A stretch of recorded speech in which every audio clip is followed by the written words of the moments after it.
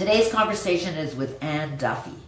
Anne is a University of Guelph alumni from Geography and Environmental Governance. She and I met when we were teenagers working at a day camp. She was the swim instructor and I was a camp counselor. We've kept in touch all these years. Anne is one of Canada's leading experts on the sustainability of large sporting events. Think of the Olympics or the FIFA World Cup. She is one of Canada's advisors on how to make these large sporting events more sustainable. I think you're going to really enjoy the conversation with Anne. My name's Cassandra, and I'm a student at the University of Guelph, and today I'll be interviewing Anne Duffy. So I guess I just wanted to start off on a pretty basic level, but I know that you've worked in Olympic bids and FIFA World Cup and global sustainability strategies in general. But I was wondering, how did your journey into sustainability and climate action first begin? And what drew you into sustainability within the global and mega sports event space? Yeah. Well, I'm sure a lot of the geography students in Guelph will relate to this, but I think inspiration and connection starts when you're young. And I had the benefit of living kind of in nature, particularly when I lived in Quebec, just outside of Ottawa in the Gatineau Hills, where rivers and streams and the forest was right there. My father had a very significant profession in environmental impact assessments. It was kind of the conversation around the table at dinner time. And then I often say I was attracted to a lot of shiny objects in terms of figuring out what the heck I wanted to study. Geography kind of touched a lot of the things that I was interested around landscape and spaces and nature and interaction. So it kind of started there and then moved, throughout my career. And I'll jump ahead to when I was doing my graduate studies at the University of Calgary. And Calgary hosted the 1988 Winter Olympic Games. And I was working at the university on campus, got to use the brand new speed skating oval in Welland Tower and really saw a city transform. And I was just really attracted to that. I did have courses in geography around international policy frameworks around sustainability. So that was sort of this abstract thing in my mind, but it became more real when I moved to Switzerland. I worked for one of the largest conservation organizations in the world, Worldwide Fund for Nature, WWF. Wow. The panda is the logo, and had a chance to learn and eventually contribute to conservation that kind of marries nature and people and society. And I lived just down the road from the International Olympic Committee, beautiful headquarters in Lausanne. And I thought, wow, having come from Calgary and seeing the games, I thought, wouldn't it be cool to work for the Olympics one day? And then 16 years later, find myself leading the sustainability charge with a team and with a VP. And I was the chief sustainability officer for the Vancouver 2010 games. And it was really kind of a culmination of interests and abilities and good luck. Yeah, I was going to say, you have you're in the right location for both places. Yeah. Wow. So looking at your LinkedIn profile, you do everything. I feel like it's insane. Just to list some of the things off, it says that you're an ESG board advisor and chief sustainability officer for MI Global Partners, a board advisor for Pollinator, a board advisor for Nico Global, industry professor and advisor at UQ Libris Academy, Brisbane, and of course, the Anne Duffy Group. You're the president of it. How do you manage all of these things? Are you working on projects, throw everything all at the same time? How does it work? Yeah. When you list it all like that, it sounds a little oversubscribed. And I will say, I've actually just finished my term, 4.5 years with MI Global Partners. I was brought on to help bring a new governance decision-making structure that would incorporate environmental, social, and impact interests and opportunities for the consulting firm, and have helped develop a practice for sustainability in the sport and sport event sector. So I've just finished that before Christmas, which is great. And really, these board advisor roles, they really are they're so diverse. So in some cases, it's a very metered set of meetings throughout the year where you're providing strategic advice and feedback on plans and opportunities and reviewing the integrity of planning and decision making. With Pollinator, it's a social impact investment fund. So how can an investment help entrepreneurs who want to have successful new businesses, but weave in a strong ethos and practice for environmental and social action. And it's very part-time. The Liveris Academy at the University of Queensland, they have now, I think universities have this now where you can have a major or minor in something plus a certificate in a specific area of study. And so Andrew Liveris, who happens to be the chair of the Brisbane 2032 Summer Olympic Organizing Committee, has endowed this new Academy for Leadership and Sustainability. And so because Brisbane is hosting the Summer Olympics in the next decade, I was brought in to help sort of inspire and tell stories for students to understand how can I make a difference in this? Because everybody's, first of all, Australia is mad about sports. They're crazy about it. And we have a family connection to Australia, so I'm in Australia once a year. So I get to meet my people in person, and then That's a lot of it is done virtually. But really, it's part-time now because it's sort of advice giving, and it's not like being the full tilt management consultant that works very long hours. That chapter of my career is pretty much past. So it's being able to connect with young people and people that want to be change agents and how to make this practical and accessible. That is great. I went abroad last semester to Australia, and Nice. I was in Queensland. I was like not far from Brisbane, so it's really cool to hear that there's still a whole space there. Because when I was reading about it, I was like, oh my gosh, like she was working on the bid Olympics for Brisbane. That's so cool. Yeah. I think there's a question you're interested in around how early do you start planning to bid for that was like my next question. Okay, so Calgary had the games in 1988. Whistler had been kicking around the idea in the 60s. Could they host a games at some point, and what would it take? Well, let's build a venue and a resort and have the capacity with hotels. And then the timing was such that it made sense for Vancouver and Whistler to put their hand up. But really, the bid committee was alive between 2000 and 2003, which seems like such a long time ago now.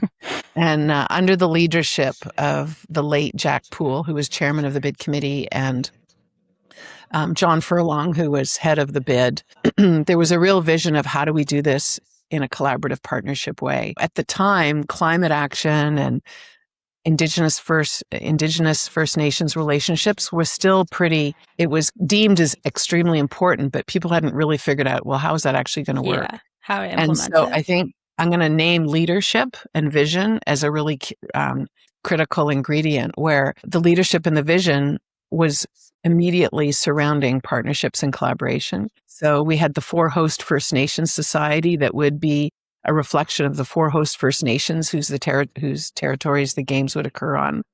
And we had representation at the board of the organizing committee for First Nations. So they had a seat at the table and they were helping to make decisions. Environmentally, we talked to a myriad. I always say there's like 1,000 conversations around the environment and sustainability focus, because people wanted to say, well, if we're going to have these games, how do we do it in a way that we can be proud around how we had a very light footprint.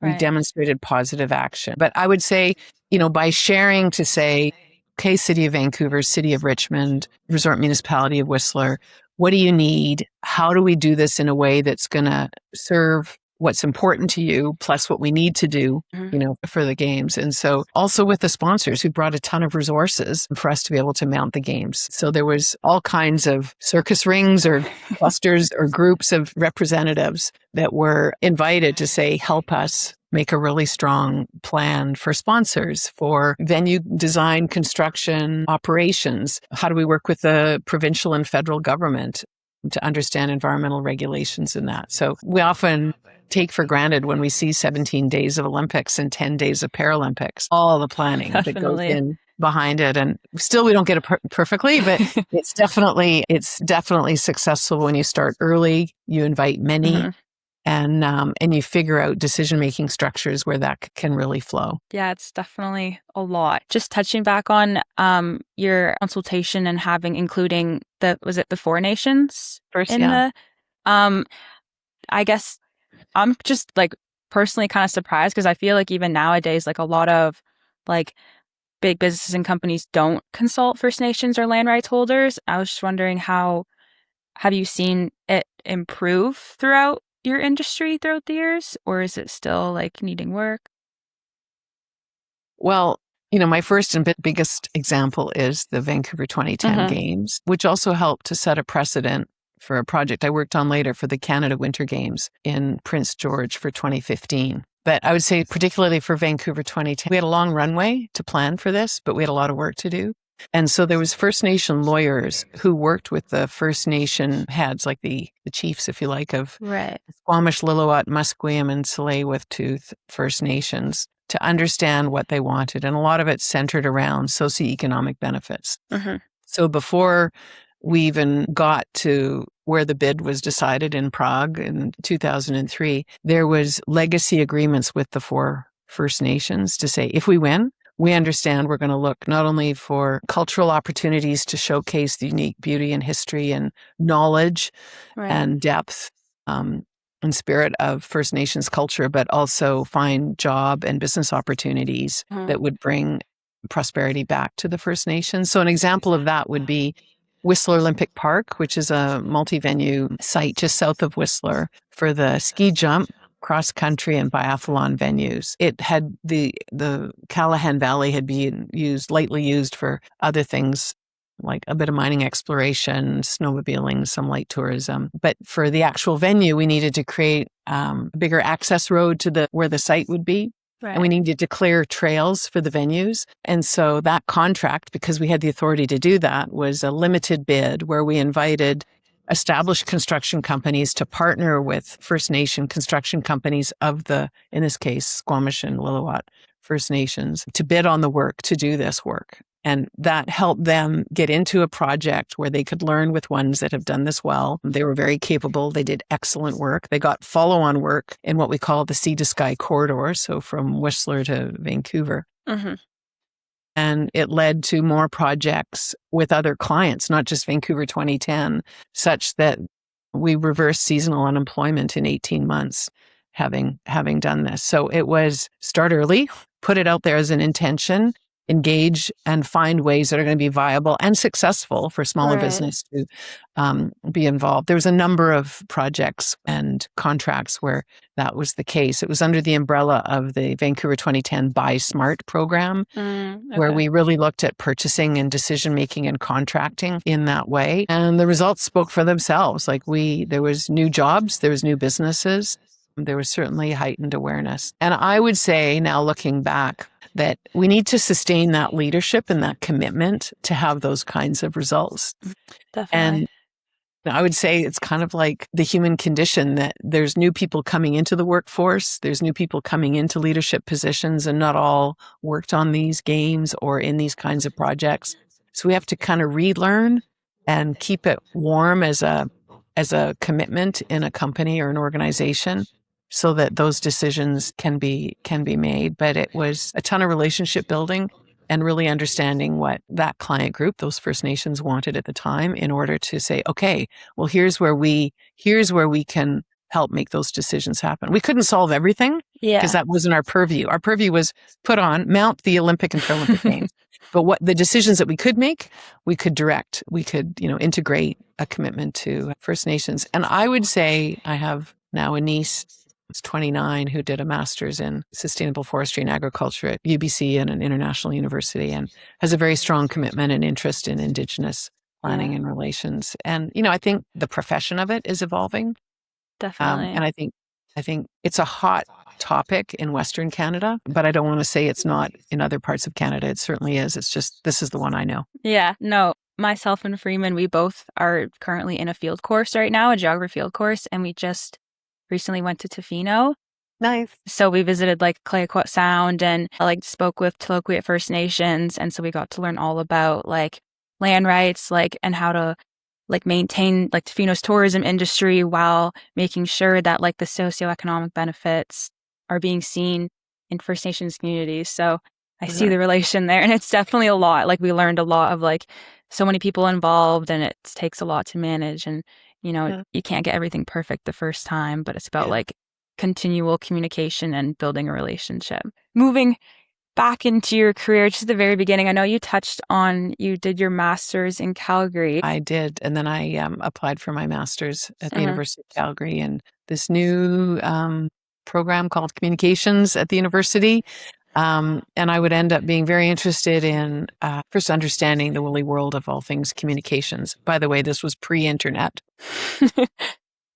But I was interested in behavior change. So the area is called social marketing. How do we, rather than sell a product or a service, how do you kind of sell a behavior? Whether that's, I mean, in sport, it would be like maybe stop smoking campaigns. In environment, it's like how to recycle waste and tread lightly and have lifestyle habits that promote environmental stewardship. Since you didn't go into a master's right away, did you expect that you wanted to do a master's later on, or? Yeah, really good question. And my answer is for those that aren't certain yet of what the specific area of focus is. And so, I think it's really brilliant to have an undergraduate degree where you just learn to think and have critical thinking and research and definitely project management and writing skills and have an experience in a learning environment. I think I understand the pressure to find that job and stuff, but I would say that in my particular interest or my particular personality was like, I'm not sure yet. Interested in a lot of different things. And I inherently, I think being a nature girl, could see how things were connected and related and was really happy to understand that geography is really understanding systems and interrelationships, which is how my brain thinks. It happens to be a really helpful thing in life. And so when I was thinking about a master's, I thought I need to develop a bit of an acumen or a talent in a more specific way. I was also interested in working internationally and understood that having a master's really helped, and it does. It definitely does. I was able to kind of hone in a little bit more where I did a master's project, not a thesis, on how will the province of Alberta leverage hosting the Olympics to improve the tourism sector in the province. So that was my kind of case study. And it was looking at a strategic social marketing framework, which was, selling the behavior of come and experience tourism. There was a lot of other elements. There's a few other elements to that. I will say it was my master's project that got me my job at Worldwide Fund for Nature in Guelph, Switzerland when I was there, because they understood I had understood a bit more about strategy and objectives and tactics and targets and objectives and programs and initiatives and how you evaluate that, which, is on one hand generic, but it was kind of proven that I could get my head around that. So that was very lucky. But like I said earlier, I think I was working on my toolbox in grad school, but then I really got to do it and experience it in those 4 years in Switzerland, where we were building campaigns to the members of the WWF Conservation Organization in all their national organizations, Canada, France, India, Pakistan, Africa, where we had campaigns to inspire people around conservation, like being educated to understand why it was so important. Yeah, and then it's definitely important. Wow. It's quite, because like I feel like I'm in the same boat where I'm like, I have the same interests that you kind of like were talking about when you were in your undergrad.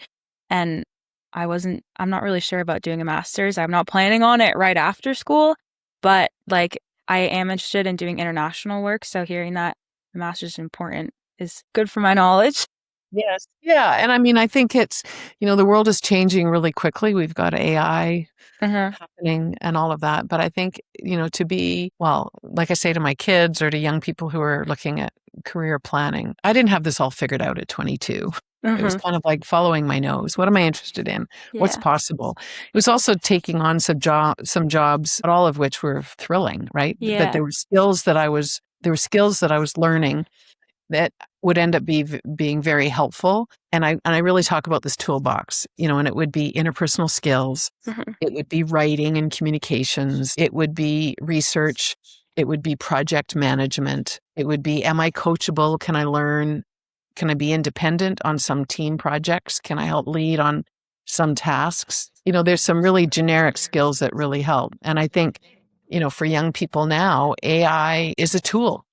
Yeah. And, everything from how do we use it to quickly get information. But we still need to be the critical thinkers. We still need to be able to plan and assess information. But I say don't be afraid of it. Get involved with it because it's here. And I think particularly women, it's important that we have people who reflect diversity, women, people, visible minorities, people of different perspectives, to help shape how AI is involved. But I think the geography brain includes systems thinking and critical thinking.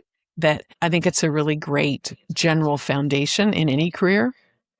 And then the other thing I say is to people, it's like, I don't know what my passion is yet. And it's like, that's okay. What are you curious about? What might you like? What might you be interested to try out? So first chase curiosity, and then maybe a real passion will bloom. I recall a time when I was working at WWF. I was in my late 20s, early 30s, but in my late 20s was in meetings with the Environmental Education Center in Kuala Lumpur, Malaysia, and we were working on developing a multi-regional environmental education project. I'm not the specialist on things in Malaysia and this region, but I knew how to help develop a project and a program. Pennies were starting to drop where I'd seen how we worked in other projects in other parts of the world, where I could help say, hey, we tried this over there. What about that? I could be more collaborative in the problem solving. And what I loved was putting together intricate project elements into a program, but in the union with the people on the ground that really knew it. So there's very much that human element. Right. To it. And that would be the foundation of my management consulting career, which would be a big part of my career for a long time afterwards. But that penny didn't drop till my late 20s. So, yeah. So there's no rush, basically. Yeah. And transferable skills. I've heard from a lot of people who talk about you touched on it briefly, but as a woman working in the sports industry, have you kind of faced any challenges or barriers, or how have you seen it grow or grown with it in the landscape over time? And my experience is only my point of view. I haven't spent a long time in a professional sport agency or a sport team or something like that. But I would say, first of all, in Canada, in general, I think we're pretty inclusive. At least that has been my experience. Vancouver 2010. It was, we had because we had a mandate to deliver on our sustainability goals, and it was in everybody's job description and performance reviews. They were very interested in what they had to do. So as a leader, but being collaborative, it was pretty welcoming. There were some very smart women, but that organization changed a lot from 2010 11 when I was involved to the end of those games. Things changed in a lot of ways. In Istanbul, when I worked on the Istanbul 2020 bid, there's a strong respect for women, at least in the circles I moved in. And typically, sustainability leaders, a lot of us are women. And I think that's because we can be team players. We're integrated thinkers. Yeah. We can be practical. We can weave. We can help. And I would also say I've had doors closed and toes stubbed when someone, if it's more male oriented, where, but we've always done it this way. Why would we want to change it? And so it's finding ways of where you can make a difference and accepting there's places where there just isn't the receptivity yet. Yeah. It's good to hear that women are dominating the sustainability industry. Yeah. That's great. Looking back at how you've seen the sports industry and leadership and environmental stewardship grow throughout the past 10 or 20 years. And what do you think the future of sustainability and ESG and how it's going to evolve over the next 10 and 20 years? And what work are you doing right now to kind of be on board with that? Well, I think we're in a really interesting time. The field of environmental and social and governance, ESG, I think it's hanging in there. I think it's been really beat up by, sort of making it political and things like that. But I think any company or any organization that wants to endure needs to come back to its roots and say, what do I stand for? And how do I make decisions today that are going to be thoughtful and respectful for, we talk about 7 generations or the future or things like that. So I think there is kind of a reckoning that's happening with sustainability. I was talking earlier about regenerative development. So regeneration, how do we use nature-based solutions? How do we engage with the landscape and society in a way that we're taking care of planetary function first, right? And then operating within that, and forget politicizing how that can be viewed, but just really understanding how nature can work and how do we work together. I would say is really important. And we get really excited about how do we measure outcomes? How do we ensure transparency of what we said we would do and what we achieved in a way that can be validated? And, we can leave, there's a lot to be had there. But I think young people and people that are in aware positions of leadership are thinking about how can we break barriers, and how do we think and operate in different ways such that we can make these kinds of decisions. I would say there's buckets. Yeah. So it's looking at, I think, how we as human beings really honor and know more deeply who we are and who we are together, whether that's families or communities or societies or companies or organizations. So there's a whole bucket in that. How we understand how nature operates, and we can defy it and we'll lose, or we can work with it, right? And there's knowledge keepers in First Nations and others now too, but there's deep knowledge in that. So how do we tap into that decision making a lot more? And then how do we make decisions that it might cost us a lot of time and effort, and we might not see the results in my lifetime or even your lifetime, right? But we're already developing the scaffolding of better decision making that will make positive change in the future. I think respecting and understanding mental health is really essential in these times, and that's going to be a bigger thing. And this profession is wide and far. So I think for any of people listening to the podcast or any geographers at Guelph, there's no shortage of variations on how to express your interests and your values in the work. I did want to add, because you had asked in the pre-questions how athletes are more expressing their activism. Yeah. I think it's reflective of the times where there's this frustration. There's an example in Australia, which I do a lot of work there, where there was a netball team that was sponsored by a mining company, where one of the athletes was of Indigenous origin, and the mine was affecting their community. And all the team of girls decided not to wear the jersey that had the mining company's name on it. And it was a big kerfuffle because financially the team needed the funding, but it was run up the flagpole and kind of alarm bells ringing around like, So I think in Canada, we have a number of organizations that are galvanizing athletes who have a real passion and an impatience for right action. We've got Protect Our Winter. We've got Green Sports Day. We've got winter athletes collectives, because without winter, we don't have our sports. And so I think where people are finding their own individual agency, they have platforms and social media and that, but they're also self-organizing to demand better action within the Olympic movement. I was on the Commission for Sustainability and Legacy at the International Olympic Committee, where we're looking at how do we have a better decision-making framework that's going to ensure we're thinking about social and environmental interests and requirements. And that demand came largely from the athletes. Right. We also understood no host city is going to put its hand up if it's going to be kind of a disaster zone afterwards. Right?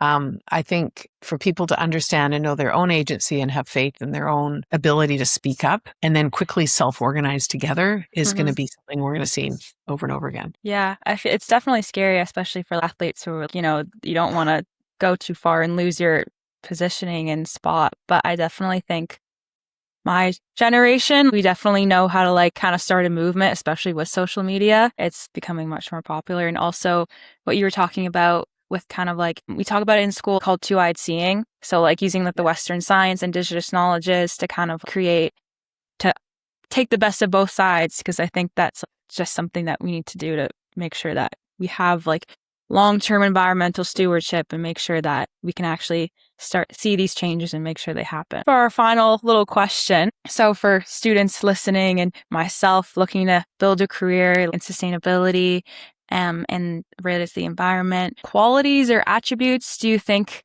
people or students would need to be successful? Or maybe what mindset should people maintain when going into the work? I would say two things for starters. One is trust what you know. Trust what you know. Trust what you're learning, and don't be afraid to speak up. But when you're speaking up, come up with some ideas towards action and solutions. So I think there's this waiting to be asked or sort of hesitancy sometimes, and then there's others that can be quite confident. And I think somewhere in the middle is probably a good place to be. I think having the knowledge of understanding key environmental risks, impacts, and opportunities as it relates to your organization in your job. So you might be hired for a slightly adjacent role, but you can bring your environmental and social, please don't forget social, it's so much a part of sustainability, social justice, social inclusion in the way that you conduct yourself, in how you communicate with your peers. And then when it comes to whatever the job is, what are some of the threads that you can weave into that decision making that are going to be good for the environment, good for people, and being able to be coachable to learn what is the unique nature of the job in this organization. Right. And that might take a minute. And then, then applying that thinking. But I would say, as I mentioned in the toolbox, it would be, confident interpersonal skills, interpersonal communication skills, writing skills, really important, critical thinking skills. And and don't be afraid to understand how AI can help be a tool, but come back to what do you think and what do you know to be true, and have that inner confidence around your learning and knowing. Project management, excellent skills. How do you manage time, people, right? All those money, different resources? areas. There's an art to that, and it's a very, very good one to have. And living that, like being on time, getting things done when they're required, and things like that. And I think without overloading yourselves to still really understand what are the environmental and social conditions of the organization you're working with and what's happening in your town, in your region, in the country, like having some awareness of how this all fits in, I think is helpful. And I would say watch for expanding words around the domain of sustainability, like regeneration, regenerative development. They might not be calling that, but it might be nature-based solutions. It might be coalitions and social impact work, like kind of, being curious around, well, what does that actually mean? And what does that actually involve? And, that's where AI can also be a quick resource tool to help explain that. But I'd also break it down into manageable chunks. Like you're in your 20s, there's lots to learn. And I think whatever job you're given or you're able to land and pursue, go for it in terms of how can I bring my best self to this and what can I learn, even if some of it might not always be fun. I also want to throw my hat out to people that are interested in their own businesses, and entrepreneurship with young people is, it's something that's just really exciting to see. And there's a lot of young people that are working with startups and entrepreneurs to make great products or services or solutions, and are doing it in a way where they're really living their values. So I think that's another really cool area to explore. Great. Yeah. Just a part related to that, as a student, kind of like networking is a really big part of our lives and getting a job. What would you say is the best way to get yourself out there? Work your network would be number one, who in your family and your family friends can you connect with? When you're on LinkedIn, you're at the age and stage where you are collecting connections. So just don't be apologetic about that. Like link, follow, ask, because that's a really helpful mechanic. Yeah. And the same would be when you're job hunting, is who in your family, who in your friends might have a connection. I think the use of the information interview is still valid, which is where you can say, can I have a 5 or 10 minute conversation just to understand a bit more about your job or whatever. And if you were me, who might you connect me to understand and learn more? And there could be a job in there. There could be a contract in there. That's a great thing. There are a few great conferences that are worth it. There's picking a thread and to say, maybe it's not all of it. Maybe it's like, I'm really interested in the sports sustainability part. So, okay, what are those conferences and networks like, right? Or I'm really interested in sustainability and urban planning. Well, what are those conferences and things like? I'm really interested in conservation or, whatever, or social justice. So kind of pick a thread and build a bit of a network in there. I think in terms of LinkedIn, so, shamelessly collecting connections and then, kind of commenting when other people are posting on people that you really admire that are doing that work. Don't be afraid to share a little bit of what you're seeing, because then you're sort of showing a little bit of your thinking that way. Yeah. And I think be bold, like just, you have to just ask people, like, I'm looking for help to find my next job. I think alumni are a great resource to look through. So you got your University of Guelph geography alum, and Yeah. we're here. Like we've been where you are, so it's our turn to help, right? So it's reaching out to alum that are involved in areas you might be interested in as well. Okay. Wow, thank you so much. You're welcome. I think that's all the time we have for today. Okay, great. But I'm really grateful to have talked to you. Thank you so much for answering all my questions. It's very helpful. I'm going to take everything with me into my future. Great, Cassandra. Well, thank you. It's really, it was a lovely conversation. Excited and inspired for you and the young people that are graduating.